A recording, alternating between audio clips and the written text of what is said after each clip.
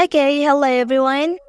Here I want to provide a tutorial on how to set camera on Redmi 13C device. Okay, let's go to the tutorial. First thing first, go ahead and open camera application on your device.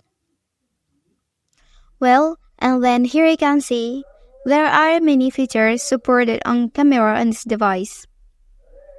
Okay, and then there are also many filters to help you to get best experience when taking a photo. Okay, next you could find many tools here. There are flash, aspect ratio, HDR, grid lines, macro to get blur photo, timer, voice shutter, tilt shift to focus one object, time burst to take many pictures in one shot, and watermark.